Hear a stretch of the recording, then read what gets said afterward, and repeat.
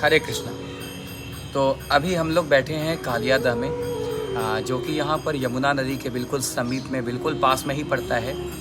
और अगर मैं आपको इस जगह के मान्यताओं के बारे में बताऊं तो आप सभी ने, जैसे कृष्णा जो कि बी आर चोपड़ा जी का सीरियल में आता था टीवी, इस जगह पर प्रभु श्री कृष्ण गौचारण करने को आते थे और गौचारण के दौरान वह अपने सखाओं के साथ में क्रीड़ा करते रहते थे, खेलते भी रहते थे। तो एक बार हुआ यूँ कि यहाँ पर जो कालिया नाग है वह बहुत ही खतरनाक एक विषैला सांप हुआ करता था। और कालिया नाग का वरुण जो देवता थे, गरुड़ जो थे, उनके साथ में बहुत खतरनाक वाली दुश्मनी थी। यानी कि गरुड़ देवता ने इनके पीछे, मतलब समझो कि जान के पीछे पड़ गए थे। इनके बहुत भयानक वाले दुश्मन थे कालिया नाग के, और कालिया नाग बहुत जहरीला सांप था। तो एक बार वृंदावन में एक ऋषि मुनि बैठ करके तपस्या कर रहे थे, प्रभु श्री हरि के लिए वह प्रसाद बना रहे थे।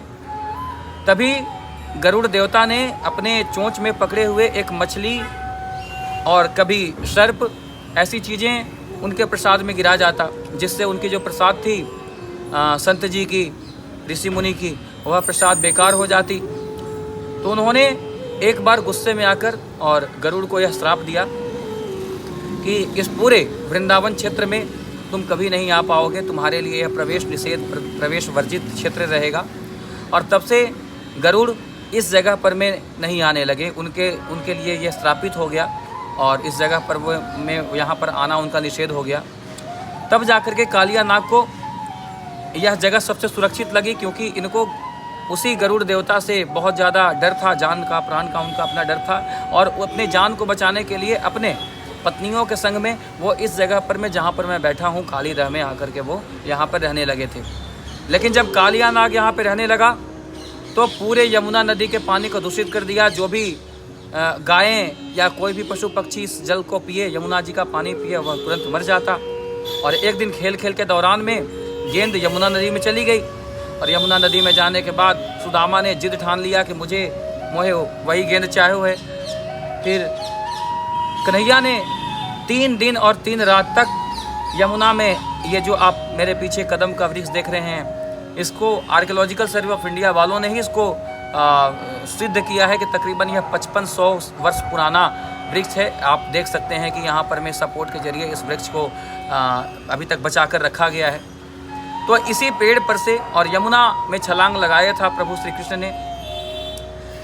पहले यमुना नदी यहाँ तक हुआ करती थी जिस जगह पर मैं अभी आप बैठा हूँ और जिस जगह की मैं वीडियो आपको दिखा रहा हूँ। जैसे जैसे कलयुग आ रहा है वैसे वैसे यमुना नदी दूर होती जा रही है और गिरिराज जी भी ज़मीन के नीचे चलते जा रहे हैं। तो कन्हैया ने यहाँ से छलांग लगाई और 3 दिन और 3 रात कालिया नाग और कन्हैया के बीच में बहुत भयानक वाली लड़ाई हुई। और अंत में कन्हैया ने उनके फन पर बैठ करके और अपने पद के चिन्ह जो हैं वो छोड़ दिए उनके फन पे। उसके बाद सारी कहानी जो गरुड़ देवता से अपने प्राण को बचाने के लिए यहाँ रहने हेतु सारी कहानी कालिया नाग ने कृष्ण को बताया। तब भगवान श्री कृष्ण ने कहा कि तुम यहाँ से चले जाओ, और तुम्हें, जब तुम मेरे इस चरण के चिन्ह को दिखाओगे अपने फन पे बने हुए, तो तुम्हें गरुड़ देवता कुछ नहीं करेंगे। तुम्हारी जान को कोई चिंता, कोई फिक्र नहीं है।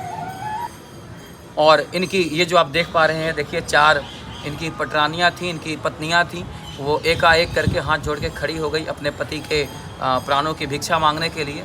तब जाके प्रभु श्री कृष्ण ने इनको मारा नहीं था, इनके फनों पर में, शेषनाग के फन पे, और अपना पद चिन्ह छोड़ दिया और फिर कालिया नाग यहाँ से चला गया था। तो ये है यहाँ कालियादह की मान्यता।